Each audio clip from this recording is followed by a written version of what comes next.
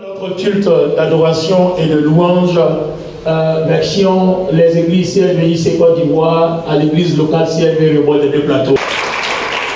Voilà votre serviteur, le docteur Olivier Boni, pour vous servir ce matin. Alors, les amis, ce dimanche-là, le Seigneur m'a mis à cœur 3 versets. Nous allons naviguer sur 3 versets. Alors, aujourd'hui, je veux parler de la grâce et la vie chrétienne. Quel est le but pour lequel toi et moi, on a quitté tout ce qu'on fait et puis on a assis ici? Parce que Pierre a posé cette question au Seigneur. Il dit, Seigneur, nous avons tout laissé pour te suivre. Bon, on a laissé nos maisons, on a laissé la pêche, on a laissé tout ça. Et puis on avait quoi? On gagne quoi? Cette question de Pierre-là est primordiale. Alléluia. Alors, je veux juste comprendre.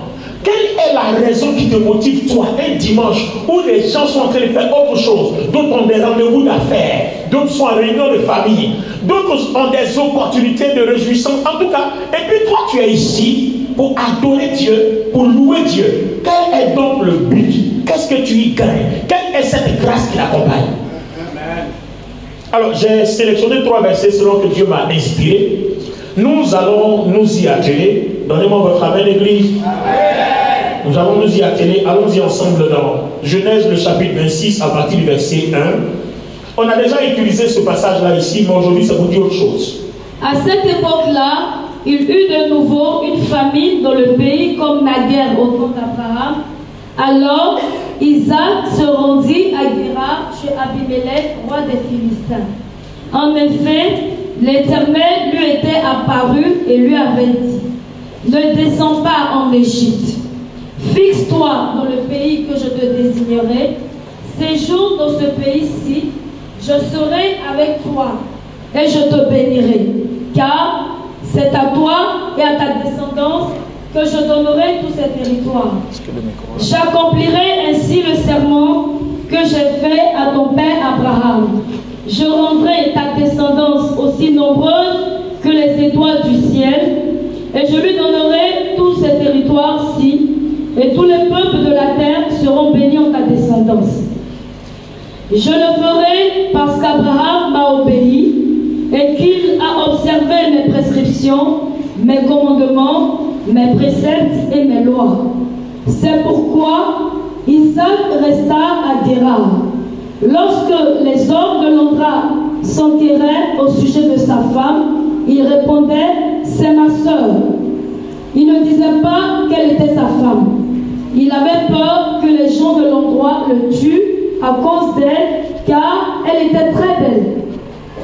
Comme il était déjà depuis assez longtemps dans le pays, Abimelech, le roi des Philistins, regardant par la fenêtre, surprit Isaac en train de s'amuser avec Rebecca, sa femme. Alors il le fit appeler et lui dit: c'est sûrement ta femme. Pourquoi as-tu dit c'est ma sœur? Isaac lui répondit: je me disais que je risquais de mourir à cause d'elle. Abimelech retorqua: te rends-tu compte de ce que tu nous as fait là? Il s'en est fallu de peu qu'un homme de ce peuple couche avec ta femme. Dans ce cas, tu nous aurais chargé d'une lourde culpabilité. Alors Abimelech fit publier ce décret à tout le peuple: quiconque fera du mal à cet homme ou à sa femme sera puni de mort. Verset 12. Isaac y fit des semailles dans le pays et récolta cette année-là le centuple de ce qu'il avait sémé. L'Éternel le bénissait. Isaac devint un personnage important. Son importance s'accrut encore et il devint même un homme très puissant. Il possédait des troupeaux de moutons, de chèvres et de bovins et beaucoup de serviteurs, de sorte que les Philistins devinrent jaloux de lui. Amen. Amen. Église, dis avec moi Amen. Amen. Église, dis avec moi Amen. Amen. Bien, merci de vous asseoir. On va causer un peu. Amen. Voilà, ces 3 versets-là, Dieu veut nous parler aujourd'hui de la vie chrétienne.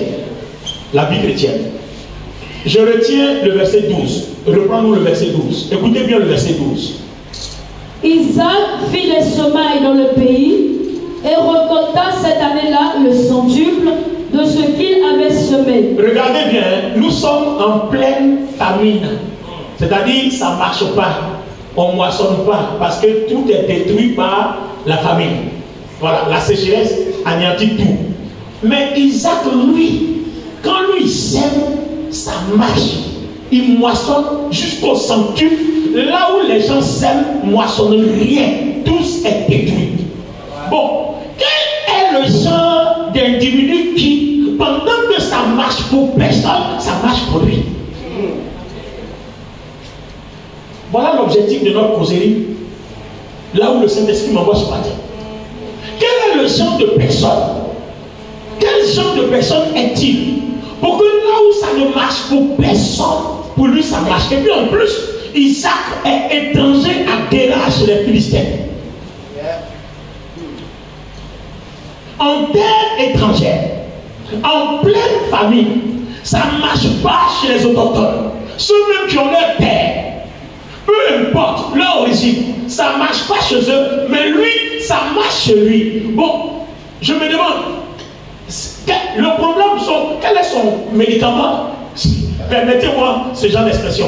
Quel est son fétiche? Quelle est sa magie? C'est quoi son secret? Son secret, on sait que Dieu est avec lui. Mais est-ce qu'il est le seul avec lequel Dieu est?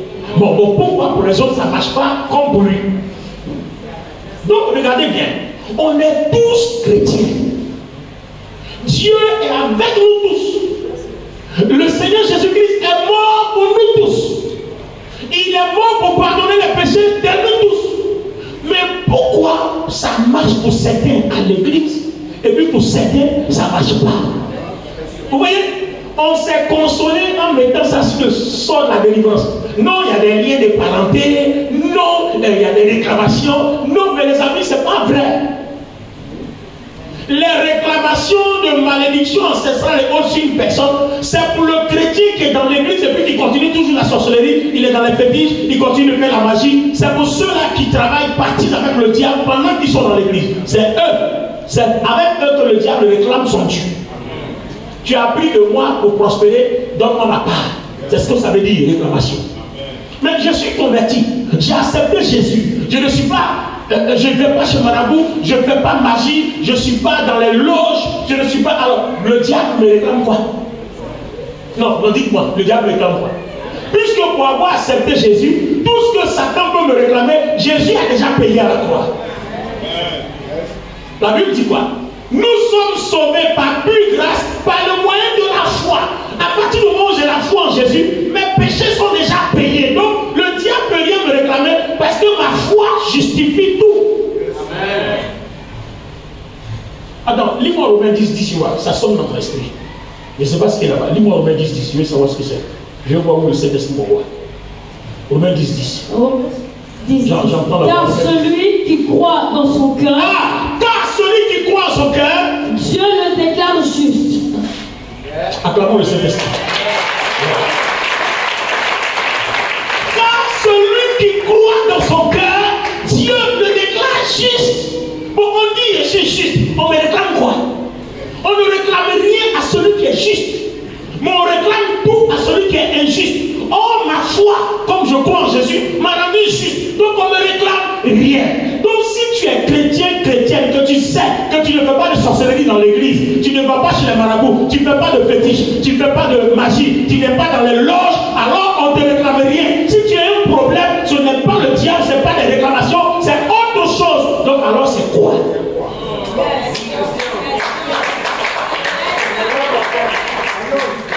Alléluia.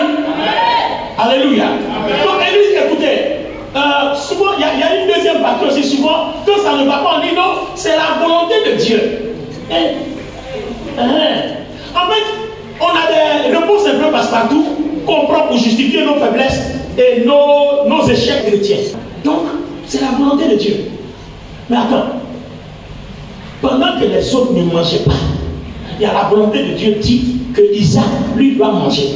Isaac, même pour sauver sa peau, il dit je me vais en Égypte, il y a à manger là-bas. Dieu dit tu n'iras pas. Bon, la volonté là, c'est pas d'aller où il y a à manger.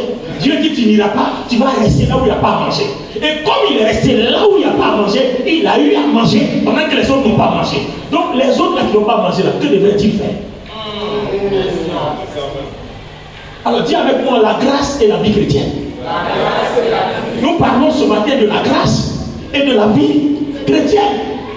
Donc à partir d'aujourd'hui, on ne va plus accepter la solution passe-partout. C'est la volonté de Dieu. C'est comme vous, c'est le plan de Dieu. Attends, est-ce que Dieu t'a dit que c'est son plan? Donc voilà le cas d'Isaac. Quand il y a eu le problème, il a cherché quoi? Il a cherché un plan. Donc Isaac avait à manger parce qu'il était dans un plan. Il avait une formule qui lui permettait de rester là où tout le monde n'a rien et il prospérait là où personne ne prospérait parce qu'il obéissait à un plan. Amen. Alors pour ceux qui viennent le vendredi, on était ici quand j'ai ouvert une petite lucarne sur la division du royaume d'Israël en deux parties. Royaume d'Israël avec 10 tribus, le royaume de Juda avec une seule tribu. Quand Jéroboam a voulu réunifier les deux royaumes, il a voulu aller combattre Juda. Quand le prophète se révèle à lui pour lui dire non, ça là, c'est pas un combat que tu peux faire parce que c'est une volonté qui est venue de Dieu. C'est Dieu lui-même qui l'a divisé. Ah, donc en fait, il y a des choses. Dieu peut diviser les choses alors que les hommes pensent qu'on ne doit pas diviser. Écoutez, la volonté de Dieu est bizarre. Voilà un peuple que Dieu lui-même divise en deux pour ses intérêts, pour son plan, pour atteindre ses objectifs. Et les hommes, comme je le vois, n'acceptent pas que le royaume soit divisé en deux. Il veut réunifier.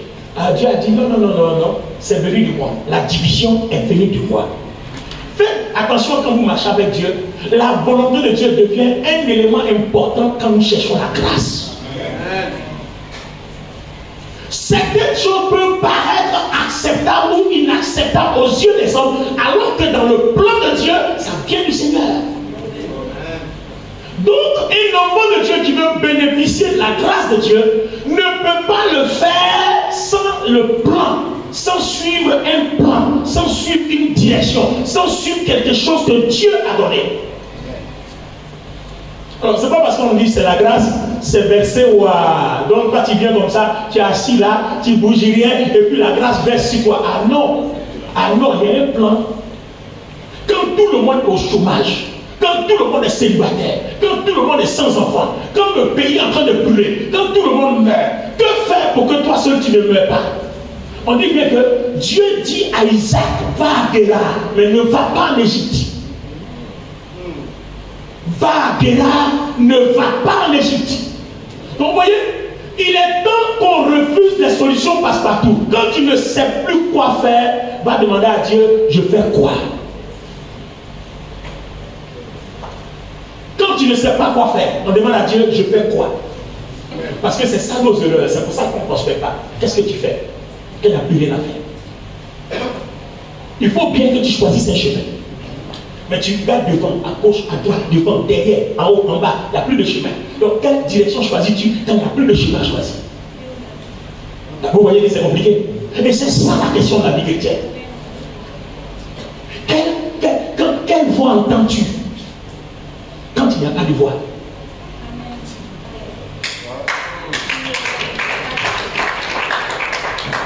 L'endroit où tu t'en vas là, il faut une voiture. Quelle voiture empruntes-tu quand il n'y a plus de voiture? Vous voyez la vie chrétienne? La grâce vient à partir de... Quand vous avez la solution à ce genre de questions, c'est là que commence la puissance de Dieu dans votre vie. Quand vous avez la réponse à ce genre de questions qui humainement ne trouve pas de réponse, c'est là que commence la gloire, c'est là que commence la grâce, c'est là que commence la puissance de Dieu, c'est là que commence le règne de Dieu. Quand vous avez la réponse à ce genre de questions auxquelles on ne peut pas répondre humainement, spirituellement, scientifiquement, intellectuellement, c'est là que la puissance de Dieu commence. Ça veut dire que Dieu a trouvé la bonne porte pour que sa gloire commence. Amen. What do you do when you don't know what to do? What do you say when you don't know what to say, et puis il dit, all we say, you are the great and mighty God. Tout ce que je peux dire, Seigneur, c'est que tu es le Dieu puissant. Parce que là, il a dit quoi? Il dit, Seigneur, je ne sais plus quoi dire. Là, c'est fermé à gauche, c'est fermé à droite, devant c'est fermé, derrière c'est fermé. Donc, là où je suis assis, là, j'attends la révélation de ta grâce. Seigneur, fais quelque chose, parce que je sais que tu peux faire quelque chose. Révèle-toi, parce que je sais que quand il n'y a rien, c'est là que toi, tu trouves une porte. Seigneur, manifeste-toi. Quand il n'y a rien, c'est là que toi seul, tu peux te manifester. Là où la science ne peut plus se manifester, là où les devins ont échoué, c'est là que toi, tu montres que tu es le grand Dieu, tu es le Dieu suprême. Montre-moi ta part de gloire. Montre-moi ta part de grâce. Parce que là où il n'y a rien, c'est là où toi, Dieu, tu trouves quelque chose. C'est ce qui s'est passé chez Isaac. On est en famine, ça ne marche pour personne. Et imaginez-vous, lui, il prend ses semailles, il s'en va semer ses graines. Donc la population de l'Inde nous dit, tu es fou. Tu es bête, ou alors tu ne connais pas ce qui se passe. Alors imaginez-vous qu'on dit ici, n'allez pas dans la rue, ça a tué. Tous ceux qui sont sortis, on les a tués. Et puis Dieu te dit, sors. Bon, toi tu as dit quoi Dieu? Oh Seigneur, ça a tué. Donc les amis, vous voyez, la partie 1 aujourd'hui, la grâce et la vie chrétienne. Aujourd'hui on est en train de toucher un peu le plan et la volonté de Dieu. Que fais-tu quand il n'y a rien à faire? Que fais-tu quand on ne peut plus rien faire? Ça tue dehors. Tous ceux qui sortent, on les tue. Et puis toi tu dis, Seigneur, mais là je suis coincé. Il n'y a pas à manger, il n'y a rien. Mais là, le coin n'a pas à manger. Mais si je mets le pied dehors, je prends une balle. Et puis le Seigneur te dit, sors. Bon, église, vous qui m'écoutez, dites-moi, vous sortez ou sortez pas?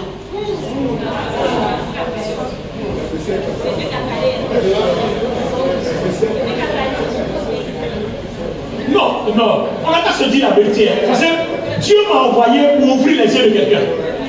Parce que quand Dieu veut aller avec toi à un niveau de puissance, c'est vers ce genre de niveau de sagesse-là que Dieu t'entraîne. Dieu veut manifester sa puissance. Donc, il nous entraîne à un niveau de sagesse élevé. Voilà. Pasteur Pierre dit, tu ne sors pas, tu meurs. Tu restes, tu meurs. Voilà, je suis d'accord avec toi. Donc, je vais prendre l'appui. Donc, quand tu ne sors pas, tu meurs, tu restes, tu meurs. Tu fais quoi? Qu'est-ce que tu fais quand tu meurs dans tous les sens? Vous voyez? Alors, les amis, vous voyez, non? Qu'est-ce que tu fais quand on ne peut plus rien faire?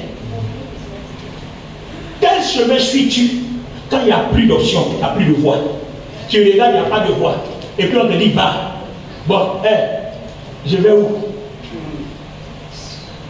C'est pour ça que Dieu dit, cherchez ma face. Celui qui cherche ma face, trouve ma face. Vous voyez, il y a des situations où tu t'assois et puis tu dis à Dieu, Seigneur, il n'y a rien à faire, mais je sais dans la Bible que quand Isaac, face aux gens qui ne pouvaient plus rien faire, a élevé la voix, tu lui as dit que tu peux le visiter à cause d'Abraham. Donc, il y a toujours quelque chose à faire que toi, Dieu, tu peux faire. Notre problème, ne cherche pas à savoir comment il fait, ça ne te regarde pas. Quand il va faire, ça ne te regarde pas. Mais on sait qu'il peut faire. Il est puissant ou il n'est pas puissant? Non, il est vivant ou il n'est pas vivant? Il est glorieux ou il n'est pas glorieux? Il peut ou il ne peut pas? Non, il peut ou il ne peut pas? Non, là où on ne peut rien, il peut. Là où on n'entend rien, il peut parler. Mais comment? Je ne vais pas te répondre aujourd'hui. Je vais te répondre le dimanche prochain.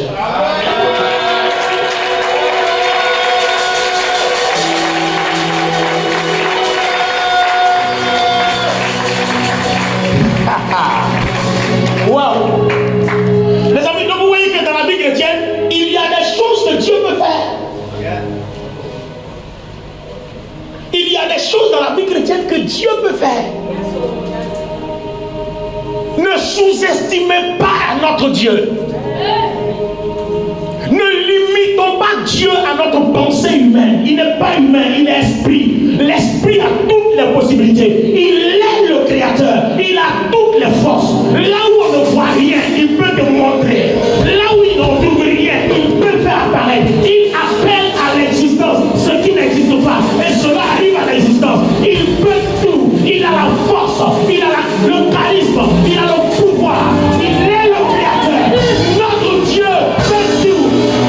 Là où on ne peut rien faire, il peut te faire quelque chose. Là où on ne voit rien, il peut te faire voir quelque chose. Là où il n'y a pas de voie, il peut te faire voir un chemin. Dieu ouvre un chemin. Là où il n'y a pas de chemin, notre Dieu peut tout. Son nom c'est l'Éternel, le Dieu vivant. Il est le créateur, le chef et le maître de tout. Il peut tout. Il peut tout. Il peut tout.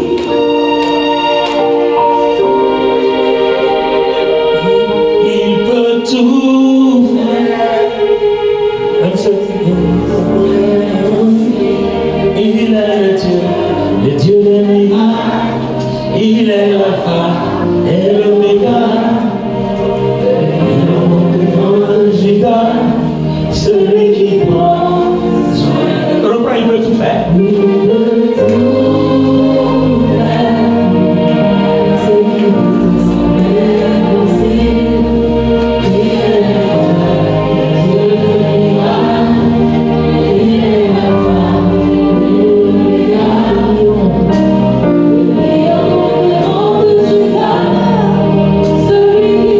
Amen.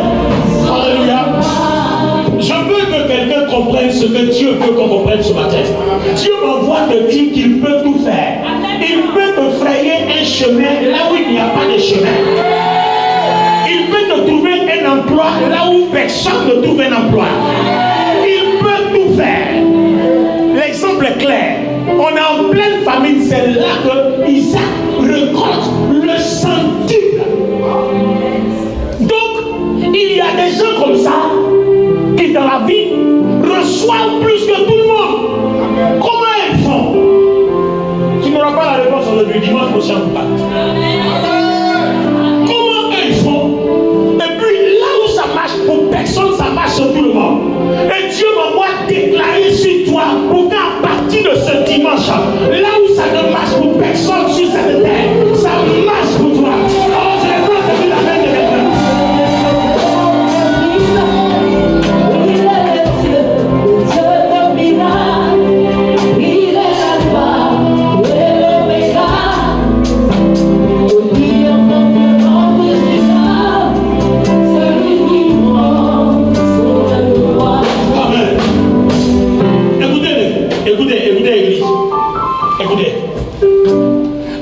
D'aujourd'hui, tu dois être révolté.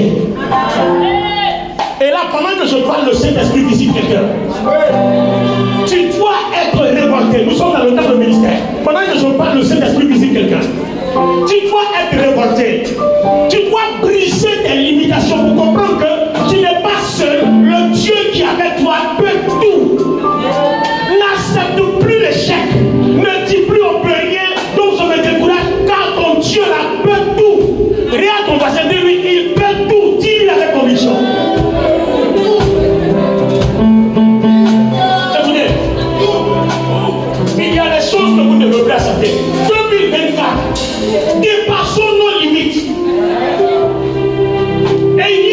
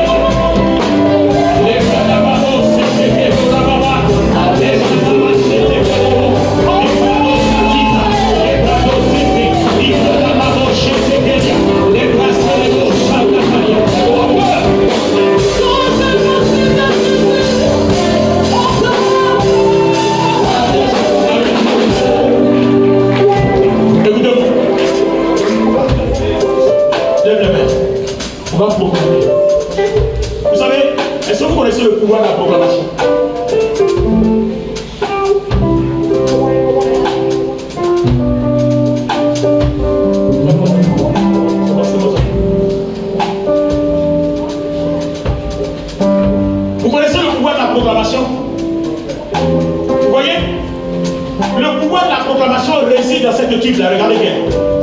Quand Jacob devait bénir chacun de ses enfants, qu'est-ce qu'il a fait?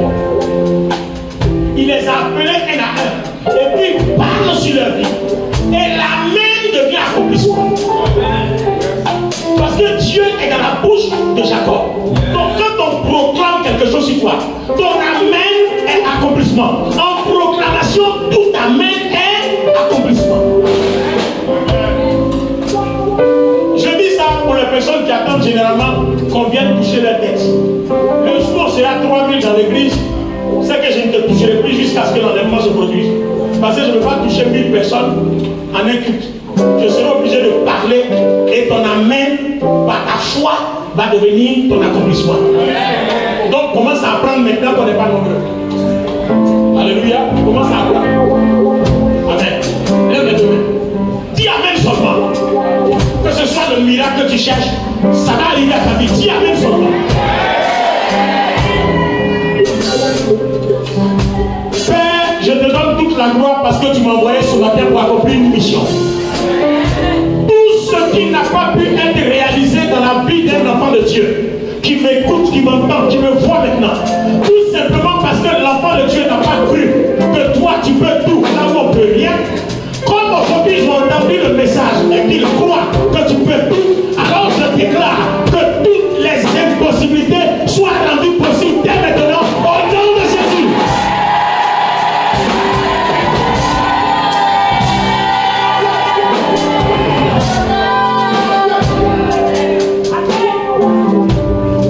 À partir de ce matin, le Seigneur, j'entends la voix, il me dit de te dire que plus rien ne te résistera.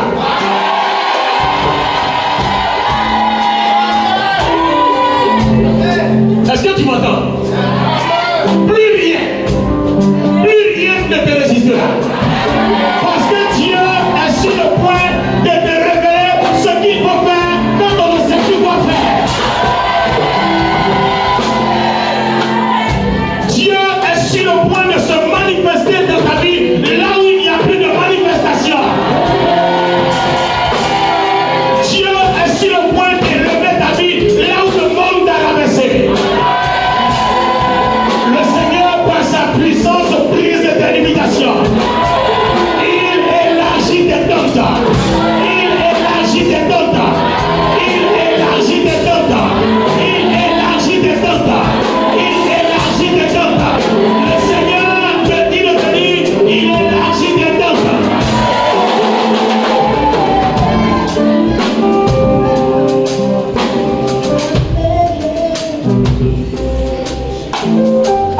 À partir de ce matin, from today,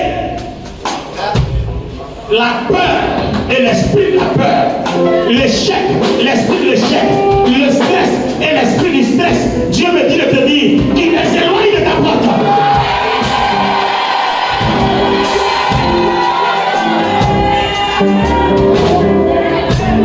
La peur s'éloigne de toi parce que Dieu me dit de te dire qu'à partir de ce message que tu as entendu, il s'est levé pour te montrer ce qu'il faut faire quand il n'y a plus rien à faire.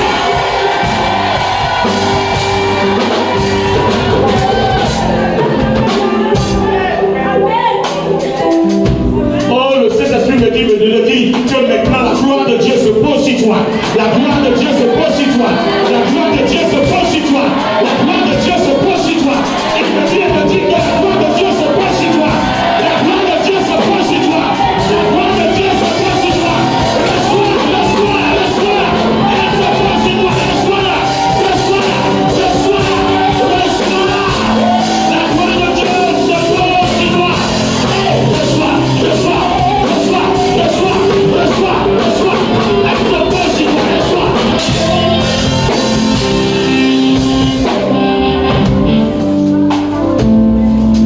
Une transformation est en train de s'opérer dans ton cœur.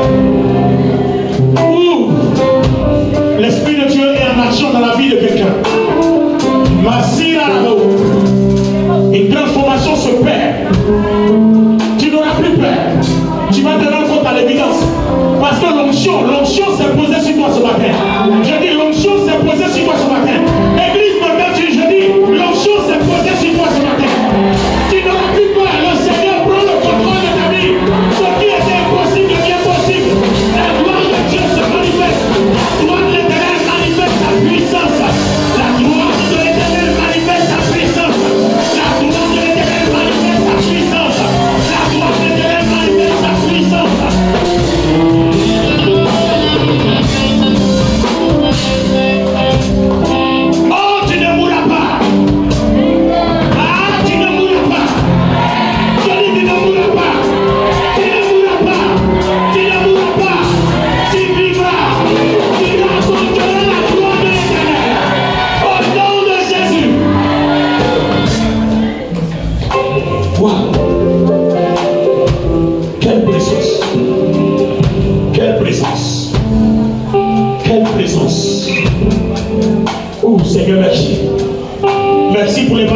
quittent les corps. Merci Seigneur pour les maladies qui quittent les corps.